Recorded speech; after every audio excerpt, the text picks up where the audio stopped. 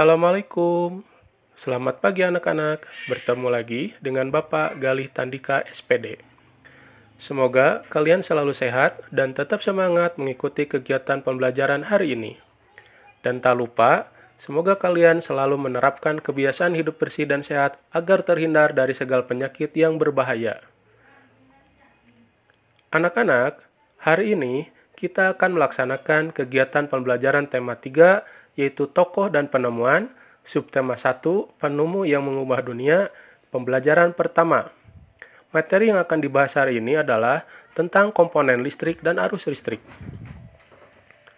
Adapun tujuan pembelajaran hari ini adalah sebagai berikut.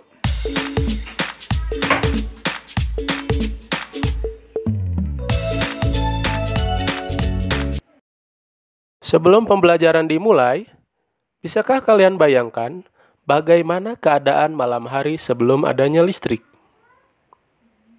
Ya, sebelum adanya listrik, keadaan malam hari masih terasa gelap karena penerangan yang digunakan masih tradisional.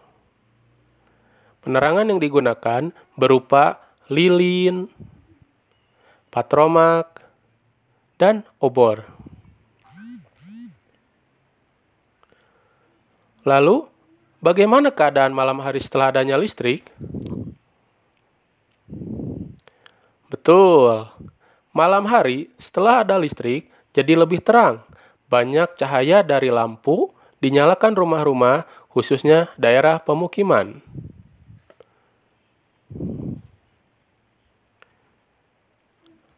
Anak-anak, listrik yang ada sekarang adalah hasil dari penemuan seorang tokoh yang bernama Michael Faraday.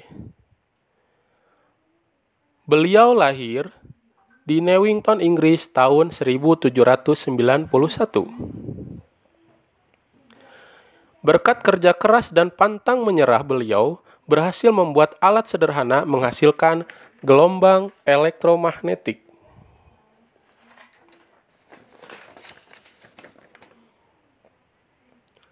Sehingga arus listrik adalah gelombang elektromagnetik yang dapat merambat meski tidak ada media perantara yang merupakan hasil perubahan medan magnet dan medan listrik secara terus-menerus.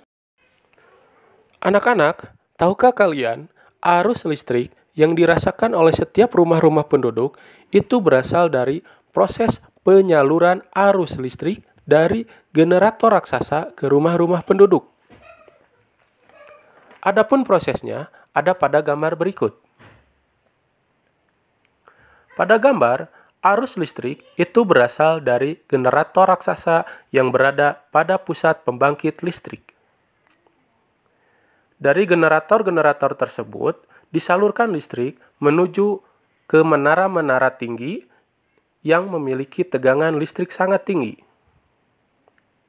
Kemudian, dari menara-menara tersebut, listrik disalurkan ke gardu-gardu penerima. Gardu-gardu penerima menyalurkan arus listrik ke rumah-rumah penduduk. Kemudian, arus listrik yang berada di rumah penduduk itu disalurkan oleh rangkaian kabel listrik yang berada di setiap rumah.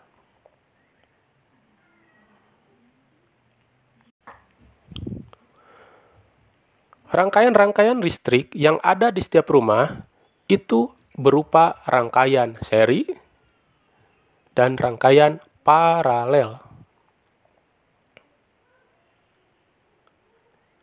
Jika melihat dari penyusunannya, rangkaian paralel disusun secara berderet. Sedangkan rangkaian seri disusun bersambung atau sejajar. Contoh rangkaian seri pada kehidupan sehari-hari itu ada pada lampu senter. Lampu senter sendiri memiliki komponen-komponen sebagai berikut. Yang pertama adalah baterai. Baterai adalah merupakan sumber daya atau sumber tenaga. Kemudian yang kedua adalah lampu LED atau lampu kecil yang berfungsi sebagai sumber cahaya. Yang ketiga adalah lempengan terminal baterai yang berfungsi sebagai penghubung antara saklar dengan baterai. Dan yang terakhir adalah saklar. Saklar berfungsi sebagai pemutus dan penyambung arus listrik pada senter. Lampu senter jika tanpa penutup dan kaca akan terlihat seperti pada gambar berikut ini. Pada gambar terlihat bahwa rangkaian pada senter berupa rangkaian seri, karena sumber tenaga disusun sejajar dengan sumber cahaya, sehingga menyebabkan nyala senter lebih terang, namun baterainya cepat habis. Hal ini menjadi indikator bahwa kelemahan dari rangkaian seri adalah sumber tenaga atau baterai akan cepat habis. Namun, terkadang juga kelemahan dari rangkaian seri adalah lampu akan lebih redup. Karena sumber tenaga dibagi-bagi menjadi cabang arus listrik. Anak-anak, itulah materi pembelajaran yang dapat Bapak sampaikan hari ini. Semoga kalian tidak cepat puas dan selalu ingin mencari tahu tentang materi-materi pembelajaran yang Bapak sampaikan tadi. Sekian pembelajaran dari Bapak. Terima kasih atas perhatiannya. Wassalamualaikum warahmatullahi wabarakatuh.